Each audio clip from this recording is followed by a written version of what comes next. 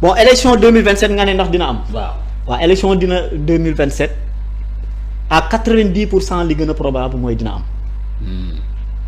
waaw parce que mooy étape boo xamante ne Diomaye avec sa coalition son appareil politique dañu bëgg natt seen bopp pour xool lan la ñu am ci électorat ci Sénégal. En vue de l'élection présidentielle bu 2029 te ci 2027 lañ ko mën a defee waxuma la sax 2027 élection municipale dina am mais suñu moytul ñaari élection mooy am. suñu moytul dinañu coupler élection législative ak élection municipale élection territoriale. parce que moom dans son agenda dafa bëgg assemblée bii bu amee 2 ans. waaw le 31 décembre adresse à la nation bi muy def sénégalais yi ci sénégalais yi. waaw ci la bëgg a tas gouvernement bi. tas assemblée tas gouvernement bi. non xam nga assemblée bi pour mu tas ko il faut mu am motif. waaw dafa bëgg a njëkk tas gouvernement bi. bu tasee gouvernement bi fal un premier ministre beneen premier ministre bu ñëwee assemblée def motion de censure daaneel ko mu am alibi pour tas assemblée bi. tu as compris. idée révélation la. donc le 2 avril le 3 avril bii di ñëw à la veille de l'élection à la veille de la fête de l'indépendance. waaw 4 avril. 4 avril. waaw. le 3 avril xam nga il doit faire une adresse à la nation. waaw. encore. waaw. ci la war a annoncer pour fixer date élection municipale yi di ñëw élection territoriale yi parce que su ko defee le 3 avril fixer ko au mois d'avril 2027 parce que en l'espace dafa war a am 1 an pour fixer datu élection yi donc le 3 avril bii rek mooy la date opportune pour mu mën a fixer datu élection territoriale yi. waaw en 2027 su ko deful bu jàllee rek beneen occasion du présenter waat pour mu fixer ko. te en général élection territoriale yi diggante mars la daan nekk ak 2000 ak avril mais mandat bi passé je pense day dem ba juin su ma juumulee. 2029. waaw mandat élection municipale yi. élection municipale waaw. territoriale su ma juumulee j'ai pas bien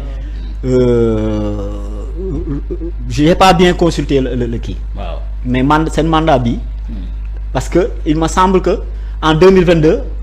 ban mois la ñu organiser woon élection territoriale yi. 22 janvier. c'était 2022 c'était 23 janvier 2022. la ñu organiser woon. élection locale. waaw. Ah tu as vu. donc c'est bien avant kon. kon ça veut dire que le 3 avril bi il faut mu fixer datu élection municipale yi. ok donc même su fekkee dafay dépasser janvier da koy yóbbu avril parce que en l'espace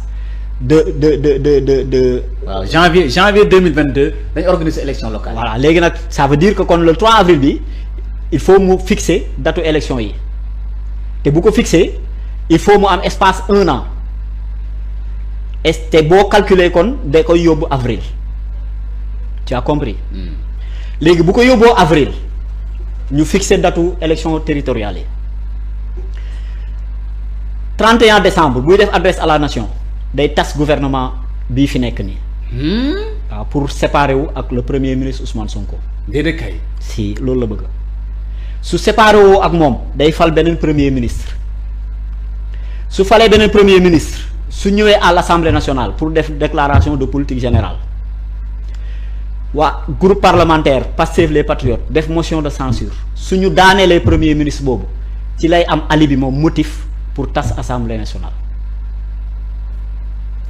su tasee Assemblée nationale on te dit que dans les 3 mois dañu war a organiser ay élections législatives yu bees bu ko defee ci 3 mois yooyu entre janvier février mars avril élections législatives yooyu day fekk ji élections territoriales yi mu couple leen xam nga lu mu ci jublu. dafay bëgg a porteloo campagne am maire yi nga xamante ne ñoo fi nekk. mu réinvestir leen sous la bannière de Diomaye président coordonnateur yi mu recevoir Pastef semaine bi ñooñu la bëgg a investir ci liste départementale yi législative. ñooñu dañuy trahir Sonko xanaa. mais xam nga trahison bi wax naa la ba tàyyi ne la trahison bi acté nañ ko bu yàgg. bés bu rafet la ñuy xaar c'est pas possible. bés bu rafet la ñuy xaar. loolu moo tax mu organiser rencontre bi avec les coordonnateurs départementaux de Pastef parce que élection législative lay préparer maire yi am na leen ba pare ñoom lay reconduire sous la bannière de Diomaye président mais su leen couplé maire yooyu déjà am nañu appareil d'état dañuy mën a ñoom présenter waat seen programme pour se faire réélire. bon élection locale kenn du ko pousse maanaam duñ ko pousse quoi dañ ko def 2027 lay. 2027 lay nekk. d'accord mais suñu moytuwul. day tas assemblée pour coupler élection législative yi ak élection territoriale yi. sant ngërëm ñeen na la waxtu wi xabaxal nañ xabaxal ndax tax waxtaan bi moo neex léegi ma bàyyi la nga tàggat damay bàyyi doyen sama tàggatu doyen.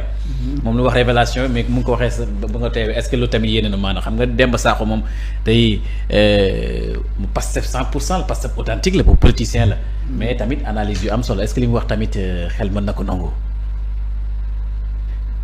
non bon en tout cas ñaari scénario scénario bi mu développé c'est la conséquence de la rupture. su fekkente ni Diomaye sort carrément du PASTEF, de la coalition du PASTEF, il va pas démissionner. Il va aller aux élections municipales avec sa coalition. Il va aller à la présidentielle. Bon, c'est le scénario inéluctable si vraiment il décide de rompre. Bon, maintenant il y a l'autre scénario, il faut aussi le dire.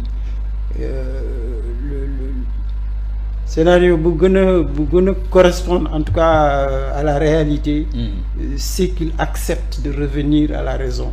ñëwaat ci région bi ñëwaat ci parce qu'il a tout, am na député yi par la Pastef, am na son premier ministre Ousmane Sonko, il a tout Pastef, voilà. Non, c'est au plan politique.